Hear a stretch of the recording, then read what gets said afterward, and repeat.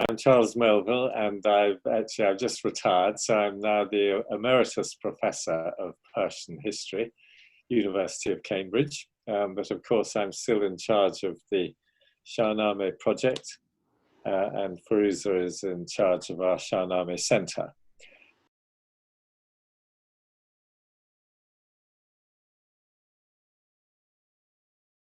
Thank you very much for inviting us to speak about the Shahnameh on this very, very important and auspicious day for all those who love the Shahnameh and the Persian culture. As we all know that this is the very special year, the millennium of the death of Ferdowsi, who is the author of this great epic, which is this cult book, the cult poem for the whole history of Persian culture. So my name is Firuza Abdullaeva, now Melville. It's been already for more than 13 years, I think. And I started studying Persian and Persian literature and culture and art in St. Petersburg, where I did my PhD and also was teaching for a while. And then my career had a drastic change, and now I'm here at Cambridge via Oxford, looking after our beautiful center, which is called the Shahnameh Center for Persian Studies, which is based at Pembroke College. Well, I'll Cambridge. just explain how the project started very quickly, because 1999, or actually it was probably in 1998, so a long time ago, more than 20 years ago, I happened to be sitting on a committee meeting at the British Academy, and it became obvious that they were going to start a project or a fund to support the arts and humanities, which was something quite new, because although there's a lot of support for the sciences, it was very difficult to get big grants for the arts and humanities. I mean, big enough to employ research assistants, have a big budget for research, this sort of thing. You could get a small individual grant, but not a big one. Mm-hmm. So I happened to be there, and I thought, right, well, this is a good opportunity to apply for big, serious money. And I also thought that the first year is going to be the best, because they won't know what to do, and a lot of people won't know so much about the opportunity, and so you want to get in right at the beginning. So then it was a case of thinking of something really big in Persian studies. Of course, I was already a lecturer in Persian at Cambridge at that time. And well, of course, partly discussing with other people, it was obvious Shahnameh was the one big thing in Persian. I mean, because there's so many aspects to it. It's a beautiful poem. It's part of Iran's ancient history. You have all these beautiful illustrated manuscripts. So it seemed to be a project that incorporated many different possibilities. It's not just studying the poem, but the manuscripts and the whole context in which it was written, and then the manuscripts were made. So that was it. So I put in a project proposal with a colleague from Edinburgh, Robert Hillenbrand, and we got the money. So that was how it started. So this was a 5-year project, and it was for £500,000 roughly, which in those days was, you know, over 20 years ago, this was a massive thing. Yeah. And it was I could employ research assistants and have a budget for traveling and paying for photographs and so on. And so Firuza joined the project quite soon after that as a research associate or a researcher, and was able to start cataloguing the manuscripts in St. Petersburg, for instance, which, as she mentioned, she was at St. Petersburg at the time, and then more recently after that in America. And so several different people were sent out, some were working in Germany, some in France. I was obviously working myself to collect this database for the Shahnameh project. So it's now over 20 years old.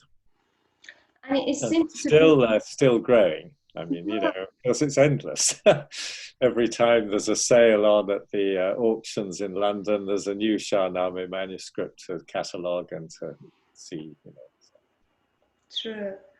I'm glad you started with this project, and it seems to be developing as a truly international project with you collaborating with people from all over the world, basically. Yeah, essentially. And now, of course, the great thing is, although the funding has stopped, I mean, there's no more research money specifically for the project. It's no longer a case of having to go out and search ourselves. I mean, people write in and say, we have a Shahnameh, it's not on your website. You know, there are many small museums or even big museums, collections across America, where they may have one copy or a few pages, you know, which aren't terribly well catalogued and not very well known. I mean, all over the world, people have copies. So these are coming, and then, of course, if either of us go anywhere for a conference or anything, you know, we're always on the lookout to take the opportunity to, you know, find new things. So it's more or less self-generating now. In other words, we're collecting stuff that's coming in, and we don't necessarily have to go out looking for it. But I think you mentioned the auction houses, because at least twice a year, of course not this year, we have the Islamic Art Week at all the big auctions like Sotheby's and Christie's and Bonhams and Chiswick. And it's very rarely that they wouldn't have at least one or two Shahnameh pages from the medieval manuscripts. So this is one of our more or less duties, to go and see them. These pages would appear and disappear immediately in some private hands, and you will never know what's going to happen. So this is our chance, and more or less a unique opportunity to actually see and catalog and introduce into our database. Yeah, and of course it's useful for us, but it's also useful for the auction houses, because we know that they're using the project website a lot to help identify manuscripts or the scenes in the manuscripts, you know, because this is a big part of the database, is to have a consistent way of cataloguing all the pictures and what stories they refer to. So it's a useful research tool for all sorts of people, I mean, commercially, and students and, you know, academic researchers. Say that Shahnama Project is mostly concerned with illustration. Is it a right way of saying that, or is it stories and writings alongside this illustration, or as important? Well, I think it's all part of the same thing. I mean, the focus is on illustrated manuscripts. So you could say that the paintings are the focus, really, but of course that helps you to then ask other questions. You see which stories are the most popular, not just the most popular because people like reading them, but the ones that the artists like to illustrate, and which ones have them. And then you have a story, Rustam and Sohrab, for instance, which scenes in that story get illustrated the most often. So it leads you to sort of think about other things. But there are so many things with the website we'd like to do. I mean, ideally, you'd put the story up alongside the picture, for instance, or have the text written out, or the translation written out as well. These are all things we've thought about over the years, but at the moment, we're going a bit slowly. But I think that would help to show the balance between the poem and the pictures, whereas at the moment, the emphasis is probably on the pictures. But then, you know, it leaves it up to other researchers to write accounts of the different stories and of the manuscripts and of the paintings. You know, it's a research tool. We're not doing all the work ourselves. We're creating the material for people to use for all their different interests. But I think it's important to remember that they're all illustrations, and illustrations of particular text and stories and episodes from the poem. So they don't really exist separately from the text. Yeah, they're all intertwined. Part of the same thing. That's why it's such an interesting project, because it is really everything. It's history, patronage, the different courts, the cultures and the periods when the manuscripts were produced, you know, and then you can see how the artists have decided to illustrate the stories. I mean, of course, it develops. I mean, in the early days, the pictures look rather like one thing, and then by the time you get now, or even, you know, modern artists doing Shahnameh stories, of course, it's totally different. So you can see how the way a picture is, how a story is illustrated develops over time. There are many different aspects to it. And all manuscripts that are different. Even if an artist or a group of artists would deliberately want to copy exactly what the original would be, to sort of reproduce the photograph, the original, they wouldn't be able to do this even if they wanted to, but in many cases, in all the cases, they wouldn't reproduce slavishly. It would be a completely different masterpiece.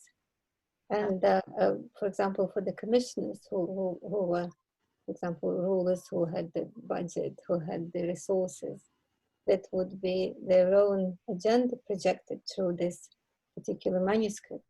The choice of the illustrations, the choice of those episodes they wanted to have in their manuscript, that would be their own choice. And they would express their own mission or message through this particular manuscript.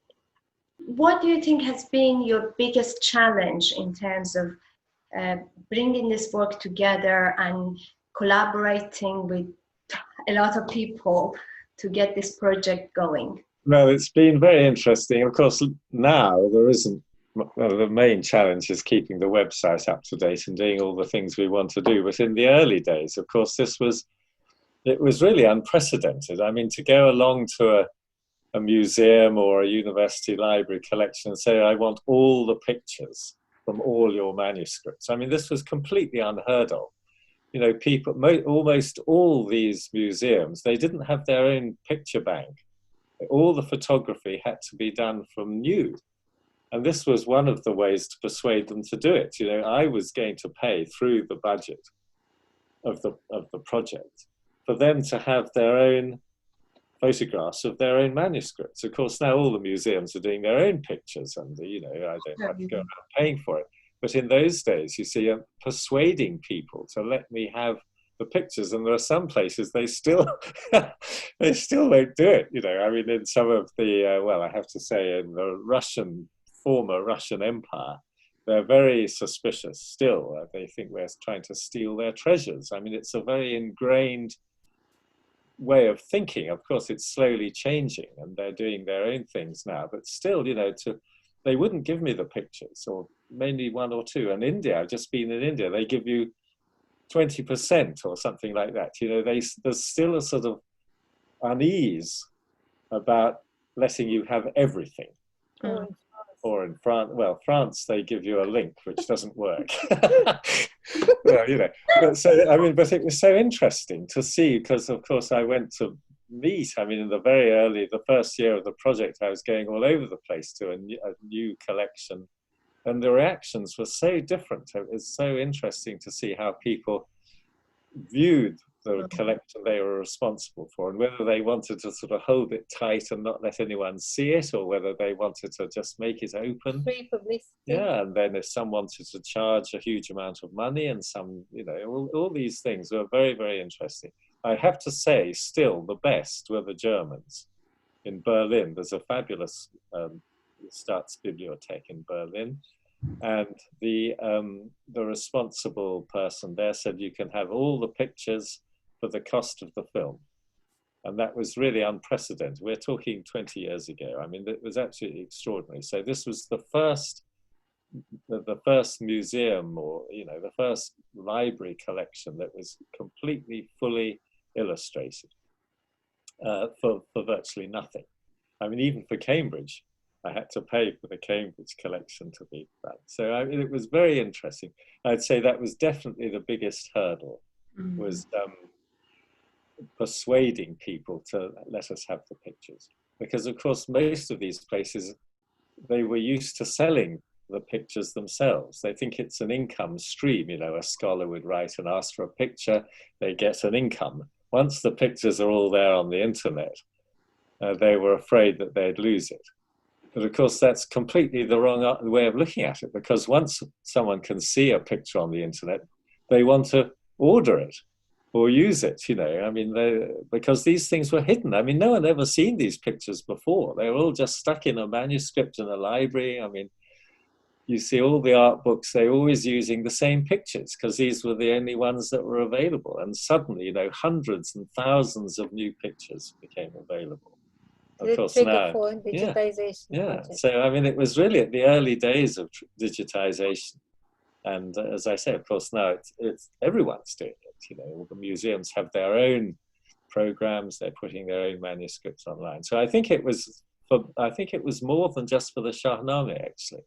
I mean, I think it was a sort of pioneering thing that opened up this possibility of a much wider museum and library treasures. And use of course, setting up the database and the technical problems. But that was that probably wasn't the main thing, because, as you say, the emphasis was on pictures. If you didn't have the pictures, you weren't really, it wasn't going to work.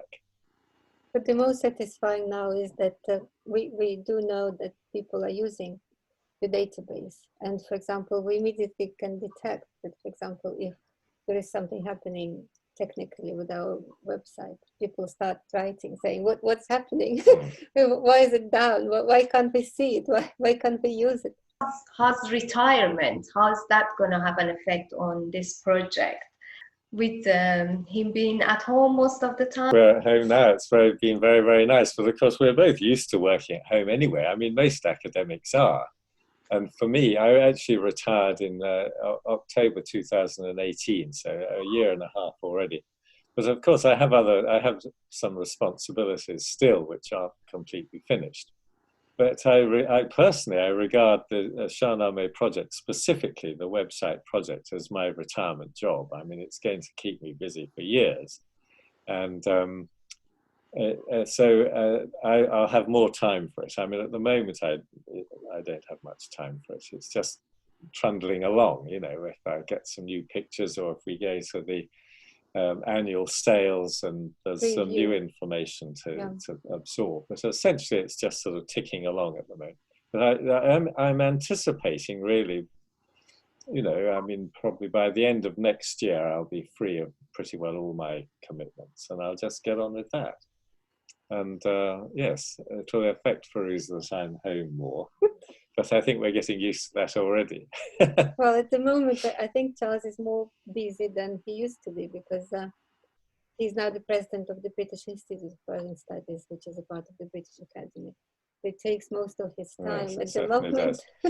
And I also have my own project, actually, which is a sort of offshoot of the Shahnameh project, really, because it's looking at historical chronicles that are illustrated. So not just Shahnameh, but other historical texts that have been illustrated, and the same sort of ideas about why they were illustrated, the choice of the subjects, how they're depicted, all these things. So that will carry on, but I've got probably one more year of that, and then that will be finished too.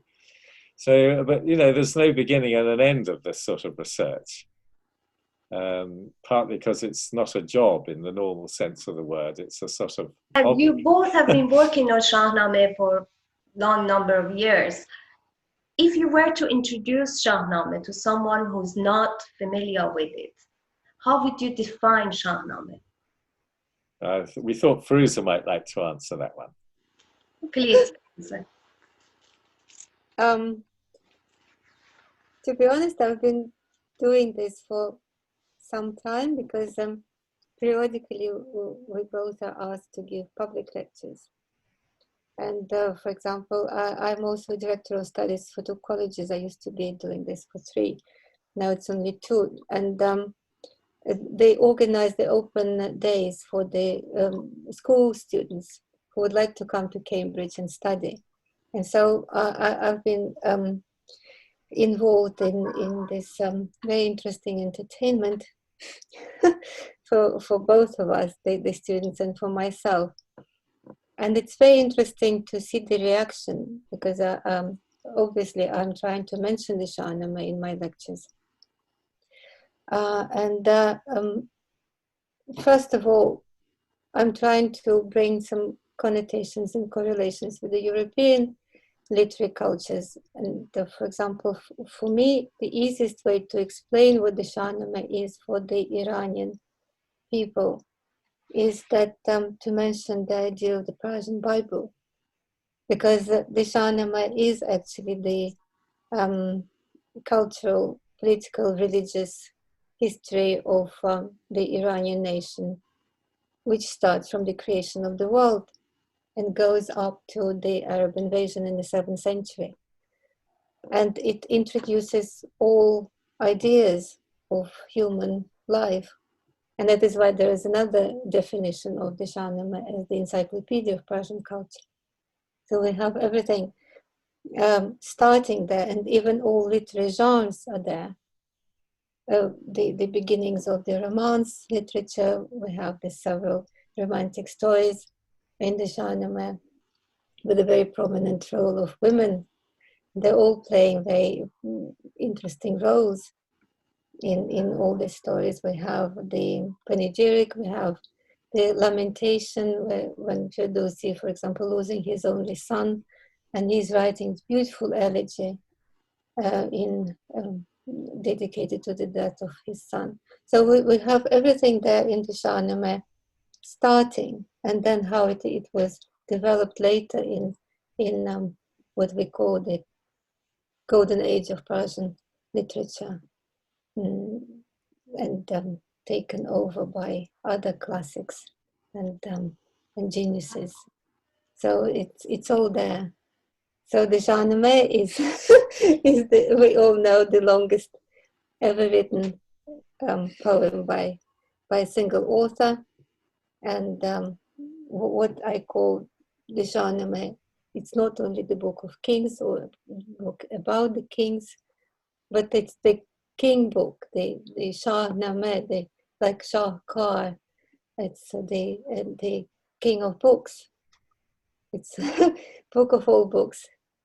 Yes, and I think also, I mean, if one's trying to encourage people to read it, it's not just some sort of mad, long poem written, over 1,000 years ago. I mean, why is it still worth reading, and why is it important? I mean, not just because it's a sort of symbol of Persian language and all these things, but I mean, because it is still relevant to today. I mean, not because the kings are the same or all the rest of it, but just all the issues it raises. It's a sort of blueprint for human behavior. As Firuza said, there's everything there. It's timeless. I mean, that's the point. Of course, it's beautiful poetry, but it isn't something that's no longer relevant. You just study as an antique sort of thing. It's got something to say about most things and human behavior. Universal values. Yeah. And of course, it's modern artists. This is one of Firuza's great interests now, is showing how it's still, the themes and even the imagery and the iconography of the manuscript paintings, they're adopted by modern artists. They still refer to themes and elements of the style and so on in their modern work, and satire or whatever it is. I mean, it's a fund to draw on still for modern writers and artists. I mean, the literature too, of course. Many modern Persian writers, Iranian writers, refer to the stories of the Shahnameh or characters from Shahnameh. Sahushan, for example. And there is Ismail Fasih's book on Siyavush. I can't remember what it was called, but I mean, there are themes there that continue to be culturally relevant. It's not just antiquarianism. And the artists and the writers, they don't have to explain who Siyavush is or who Sudabe or Rustam is. It's all the imagery which can be used easily in contemporary life. And that is why we have this animation cartoon films using Rustam in Tehran. We have this coronavirus, Rustam fighting the 7 evils together with Zakaria, the medieval doctor. So it's all there. You've mentioned some of the characters, Siyavush, Rustam. Who is your favorite character in Shahnameh, or your favorite story if it's different? I know I'm supposed to say Rustam because he's the main character. He's a national hero. He used to be, and and still now, because it's the easiest image to use. But to me personally, I would prefer the story of Bijan Manizhe. And this is, I think we used this story together when this first book on the Shahnameh studies was published.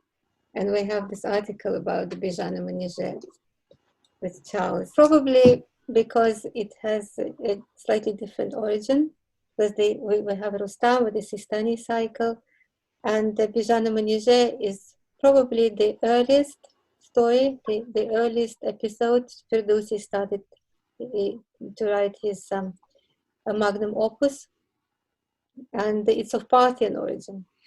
So in those days, the Sasanians and the Parthians, they were competing with each other. They were rivals, political and social and cultural. So it got incorporated into the poem, but it was somehow rivaling. Like, for example, we have another very famous Parthian story, Visuramin, by Gurgani. It was produced more or less at the same period, maybe 40, 50 years later, than about Ferdowsi.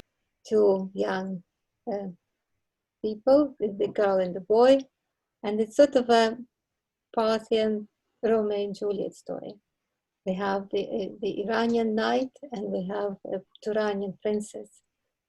And of course, they can't be together because Iran and Turan, they're eternal enemies by this time.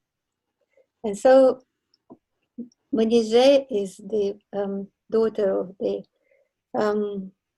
horrible king of Turan, Afrasiab, and the Iranian knight, Bijan, he happened to be hunting in the Turanian, already in the Turanian territories.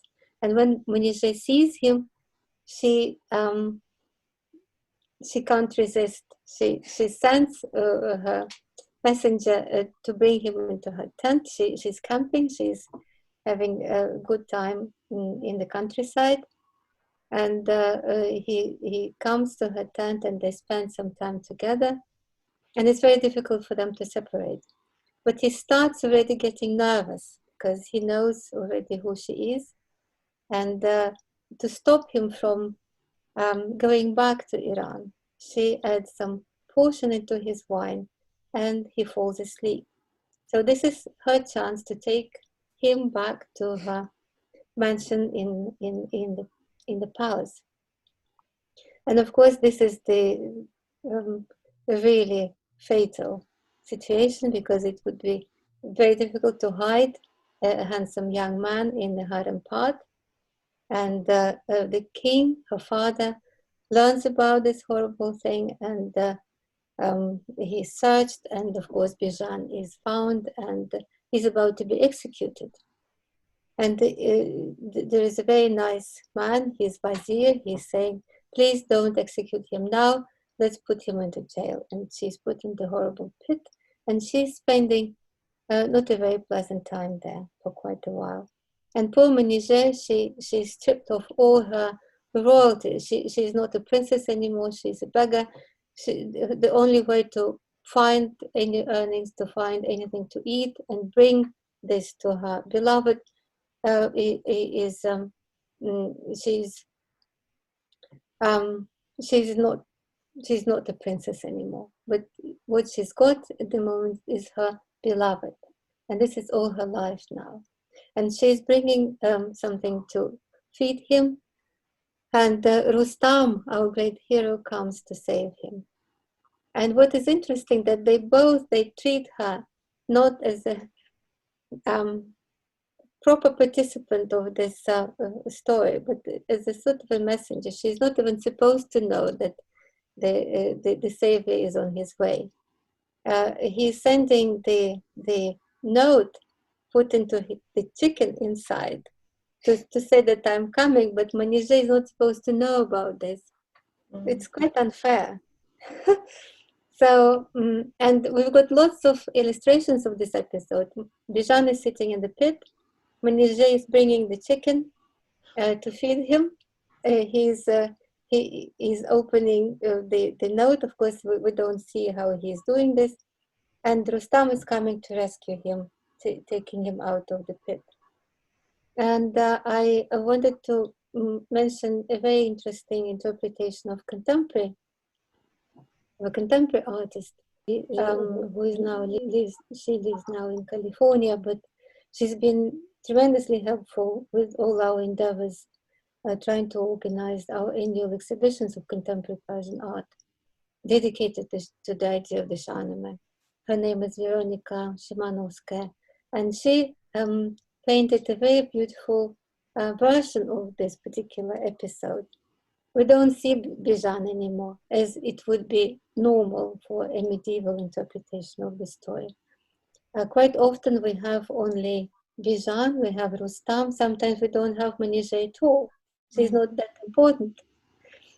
But in Veronica's painting, we have only Manijay. And she's breaking something and she's putting into the pit. And we can see only her face. And we are Bijan. We are the person to whom she comes and she dedicates all her life to. So it's a very sort of contemporary, a bit feminist interpretation, but I think the justice has now been brought to the scene.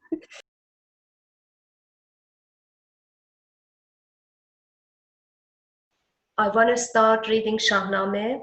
How do I start? Do I start from the beginning and work all the way? Do I choose what I want to read? And I'm going to ask you now, if someone wants to start reading Shahnameh, how would you recommend they go about it? Well, you could start at the beginning. You could start anywhere because the stories aren't really linked. But I think I mean, everyone knows which are the most dramatic stories. Of course, Rustam and Sohrab is a very dramatic story. I think the story of Siyavush is perhaps, well, it's more psychologically interesting. Double identity. Yes, and it's also probably more sort of relevant, if you have to say relevant to what, but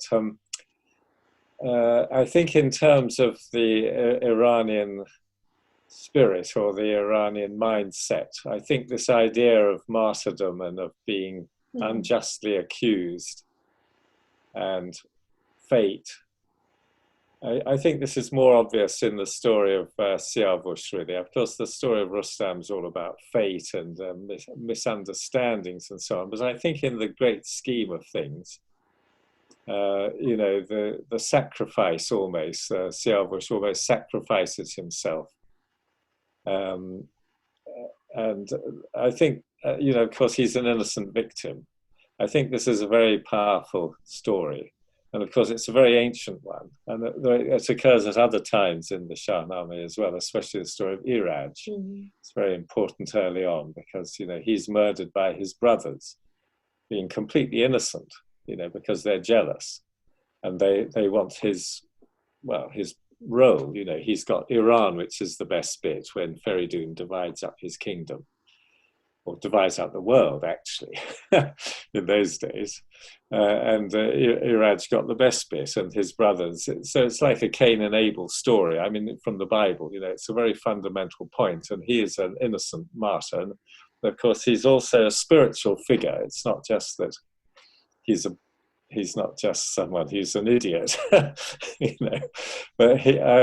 Iraj, he wants to reject the world and go and contemplate God. He said, "You can have my bits. I don't care about power."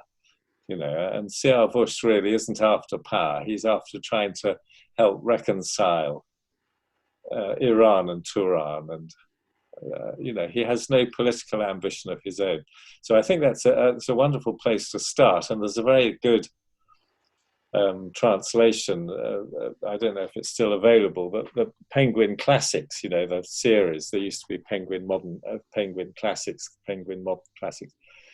Dick Davis did a translation of the story of Siavush, so you could read it as a small paperback. And there are other, of course, good translations. I know you want to ask about translations next, but this is a slightly different where you'd start. I think probably either there or Rustam and Sohrab. I'd probably recommend Siavush. I think certainly for an Iranian reader, it would have more resonance. And for a non-Iranian reader, it might help them understand Iran better than the story of Rustam and Sohrab would. You know, if you want to have an insight into the psychological makeup and the sort of spiritual values and, you know, current concerns, the martyrdom is such a big deal still, you know, in Iran. And even now, you know, Iran is being shot at by everybody under the sun. You know, what's Iran done that's so terrible that hundreds of other countries haven't done?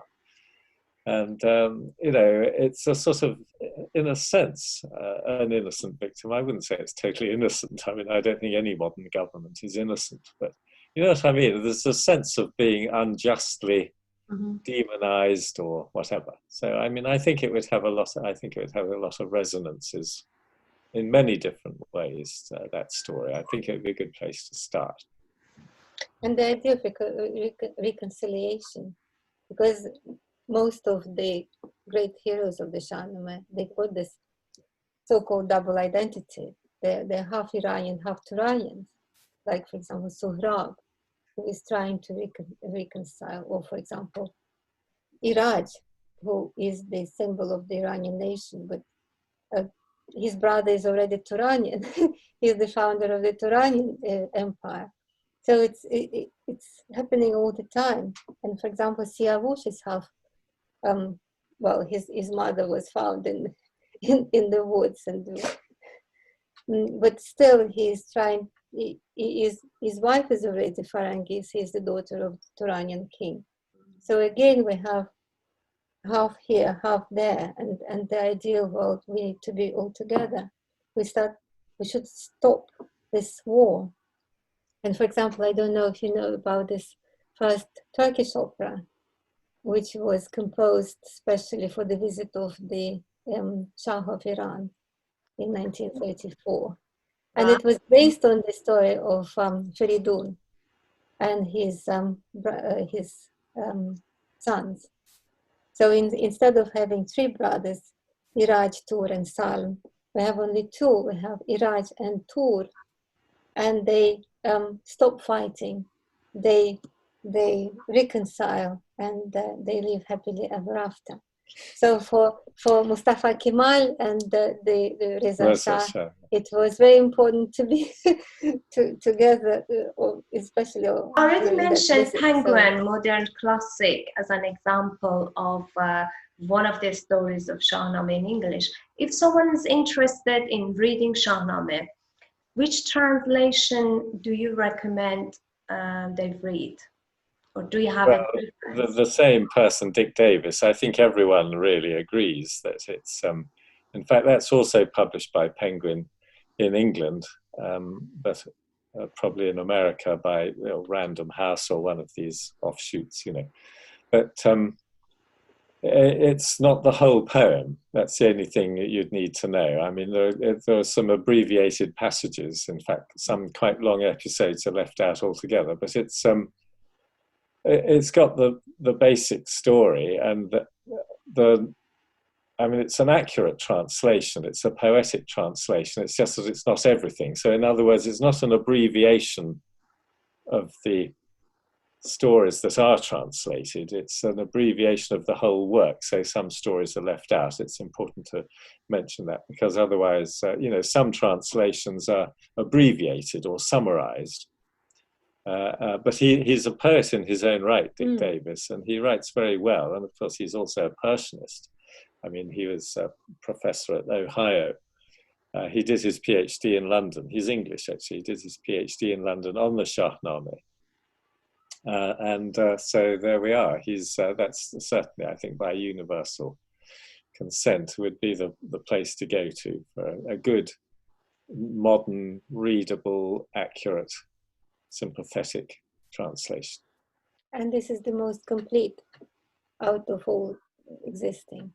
And there is another version of this translation by Dick Davis with beautiful illustrations. Pictures, yeah. And it's in 3 volumes. But actually, Firuza mentioned about being complete, or actually there are 2 complete translations. Well, there may be a Russian one, I don't know. Well, the Russian is absolutely complete, yes. And it's in verse. So it's sort of a heroic deed of the whole collective, yes. The whole group of translators. But there's also a complete English version published in the 1920s, I think, by 2 Warners, Warner and Warner. They were 2 brothers, and they translated the whole thing.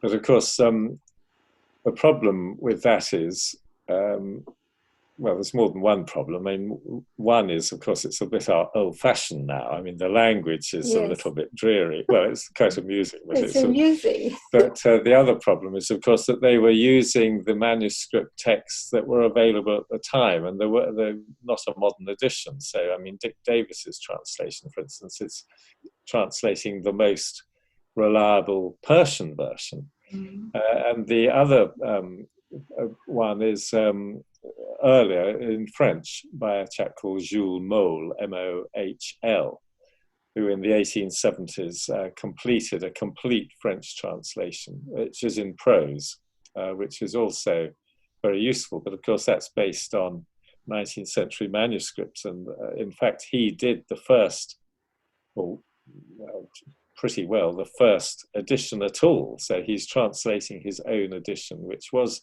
actually quite scientific, given the manuscripts at the time, but of course not compared with modern editions. So you could read the whole story in French in prose, or the whole story in verse in English or in Russian.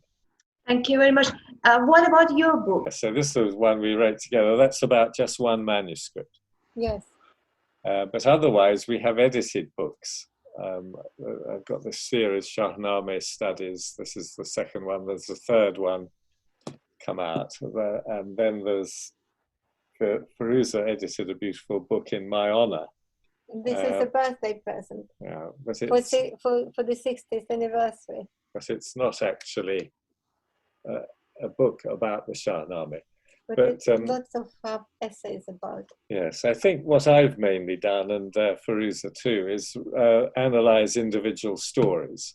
And this goes back to what I was saying at the beginning. I mean, the website is a source rather than a study, if you see what I mean. It's the raw materials that allow you to study various things.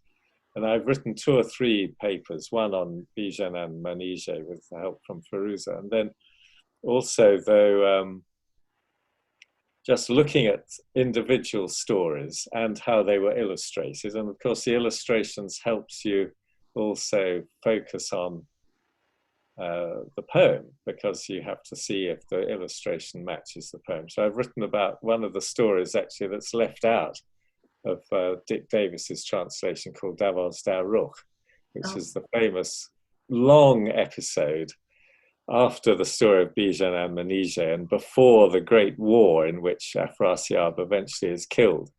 It's a sort of turning point, because there's this episode in the middle where there are 12 heroes from Iran and 12 heroes from Iran, and they have single combat. And the Iranians, of course, win all of them. So, but this, you could say, is a sort of turning point. From then on, you know, Iran is going to win, and so this endless war comes to an end. So that's quite an interesting story, and it's been illustrated in an interesting way. And I've also written about the story of Barchias, who is a demon who appears in some interpolated texts. Firuza's written about several stories. The one about another thing I might say about the project is that certainly in this country, in the late 20th century, and working on earlier scholarship, most of the effort on the text was establishing the text. I mean, trying to get a good edition or trying to get a good translation. In other words, you know, thinking about producing the Shahnameh as a Persian text or as a good translation. And on the other hand, art historians, of course, for years have been looking at individual paintings in the manuscripts and thinking about Ilkhanid style, Timurid style, Safavid style, the names of the great artists. But they were mainly looking at the pictures. They weren't looking really at the text at all, at the poem. They weren't literary scholars. And in the same way, the people working on the editions and the translations, they weren't really literary scholars either. They weren't analyzing the stories.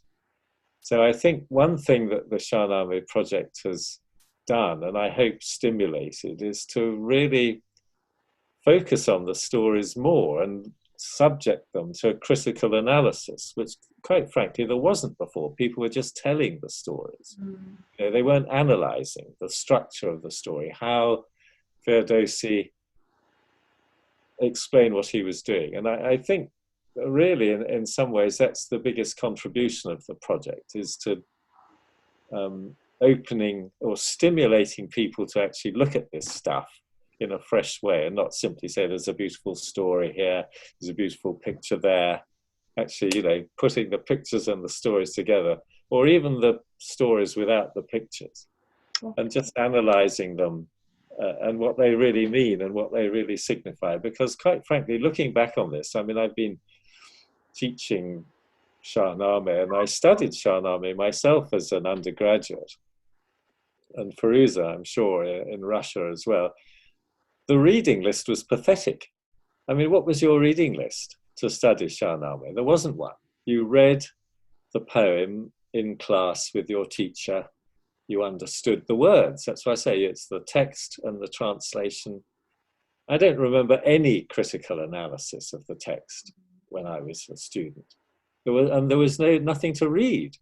There was no critical analysis of the text. Articles and publications about the Iranian national epic, Noldecker and some German scholars earlier on, they were doing the whole Shahnameh as a sort of creation of Persian literature. But there was almost nothing to refer to. Well, I must say that we were reading the Shahnameh as a continuation of the Karnamaki Hadasher Papakan, that was the Sasanian chronicle of the Ardashir story, and it was the continuation of the Behistun inscription. So it was Darius's inscription, his introduction of himself as the greatest empire, emperor of the greatest empire in the world.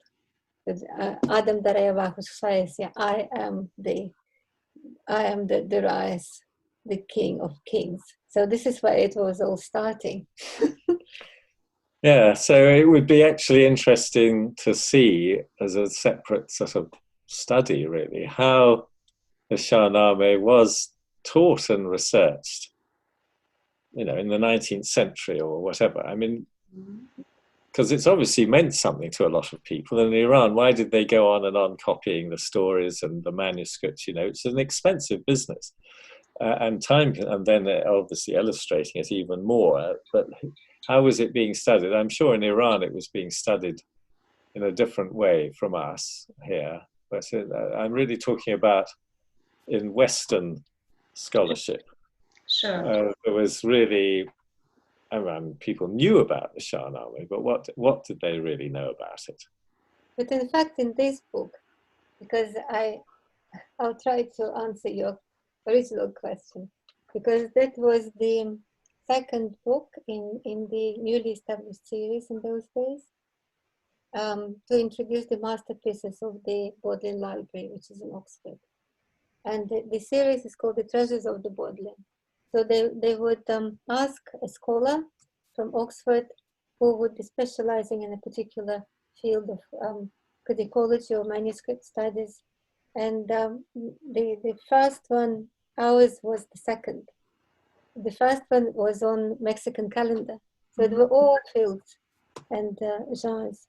And for example, in the beginning, and we chose this particular manuscript, which was commissioned by Ibrahim Sultan, and he was one of three brothers. Tell about the two other brothers. Wow. There's one called Baisum Kaur and one called Juki, Muhammad Juki, and they were all grandsons of Timur, and in the beginning of the first half of the 15th century, and they all commissioned a copy of Shahnameh. Very different, but all very princely, magnificent copies. Yes, one is in the Royal Asiatic Society, and it was properly studied. The Baisum Kaur one was even more properly studied, and this one was more or less neglected. And it was, of course, not that luxurious compared with two others, but it gave so many interesting insights and discoveries. And we started writing what the Shahnameh is, who Ferdowsi was, and it's a combination of what the whole idea of this series is to introduce proper masterpiece in a more or less obscure to a European reader field in a very accessible language, in a very simple manner, but by an academic who knows something about the subject. Translated in Iran. Yeah.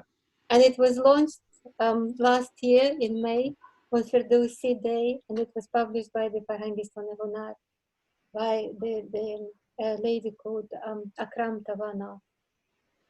Interesting. So we watched the space for translation as well. About Farah Husuli's picture, I really love and adore, and I'm very much impressed by everything Farah is doing, because I think she's a fantastic professional, because she's also very beautifully and gently treating the tradition.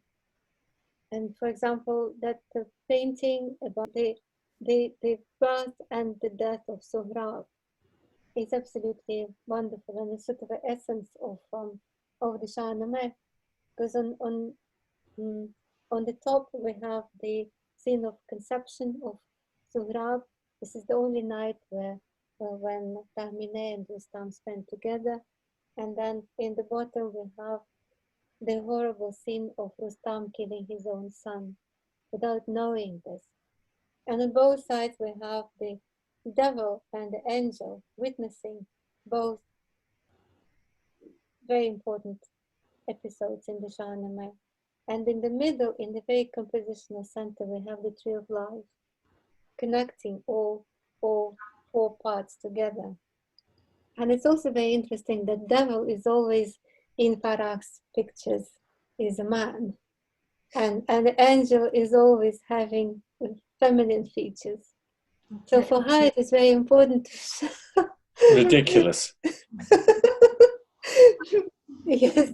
So I think she's got the whole series, the whole cycle of the Shahnameh. But this is one of the probably most interesting and important to me personally. Okay, thank you very much for sharing that. Wonderful.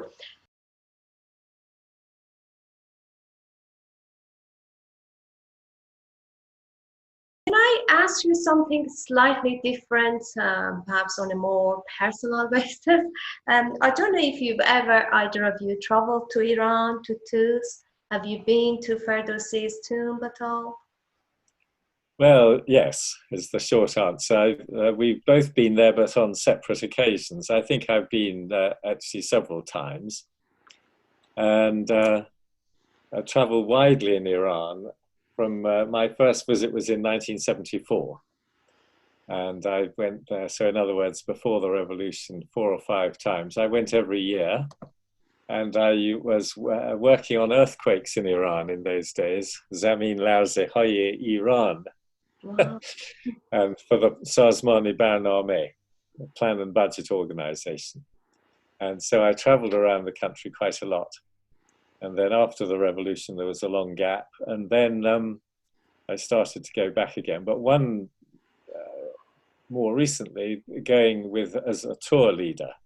you know, giving lectures and things. So in that context, certainly went to Tus and Mashhad and Tus and many other areas. The answer is yes. And then in 2010, disaster struck. Late 2010, and I haven't been able to get a visa. Been many times, but I probably never go again, which is very sad. I was going to say, you never know. I hope the problem is sorted and you can go back there. What about you, Firuza? Yes, I've been also in Tus and inside the Maqbara Ferdowsi, and this is one of my favorite pictures. And a bit nearer to the yes, on the screen.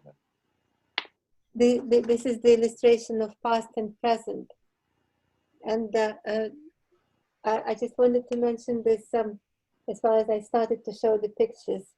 This Shahnameh Photography Biennale, which was started by Qureshi Jawad, and it's a very interesting project. They advertised this competition, and lots of people in Iran participate. And the prize winners, their photographs, they're taken across Iran. And for example, last year it was traveling across through 7 cities, starting in Rasht, Gurgan, Mashhad, of course, Tehran, and many other places. And we published this catalog together with Kurush. And it was also dedicated to the 5th anniversary of our center at Cambridge. But I wanted to say that last year they had this huge celebration, and both in Tehran and in Mashhad, and in Tus in particular. And I was supposed to go, unfortunately I couldn't. That coincided with Charles's retirement party, so I had to choose either Ferdowsi or Charles. And Charles won. Very heroic. Yes, Ferdowsi is your passion, what you study, your hobby, your job.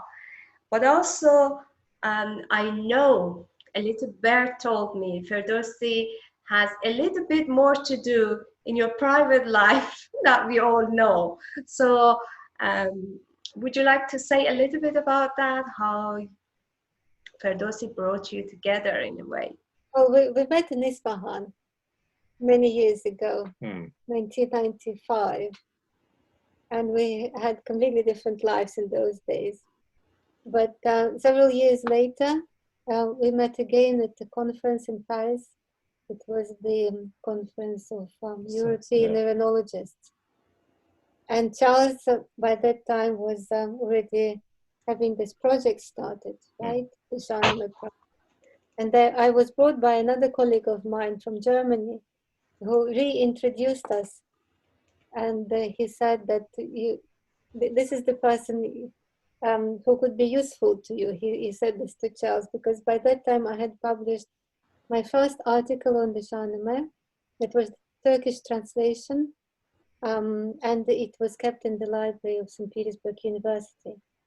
And so this is how Charles decided that I would be the person who would be useful for the project.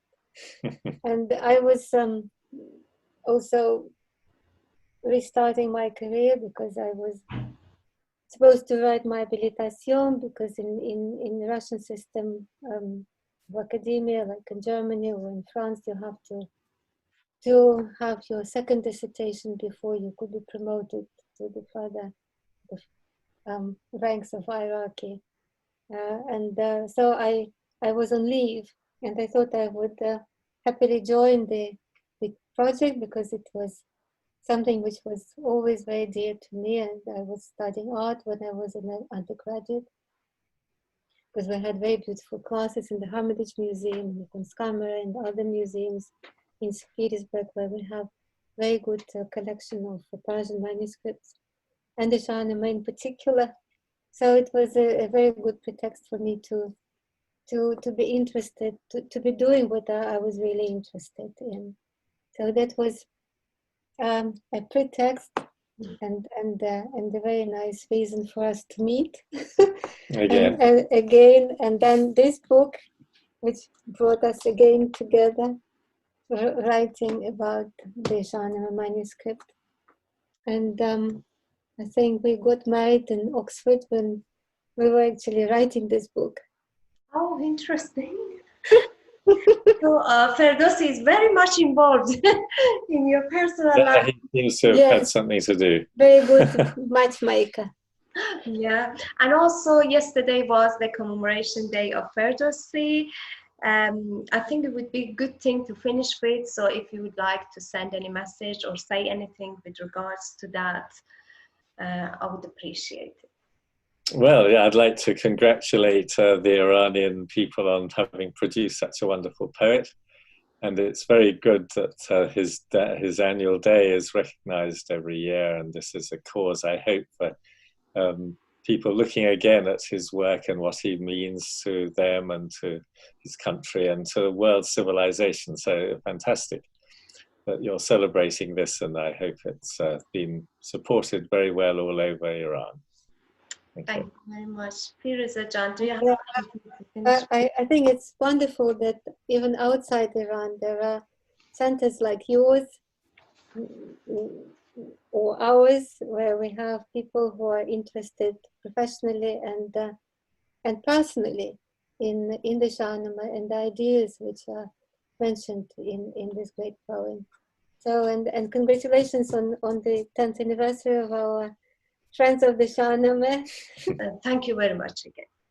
Thank you. Yes. Yeah, thank you very much. Lovely to see you. Thank you. Good office.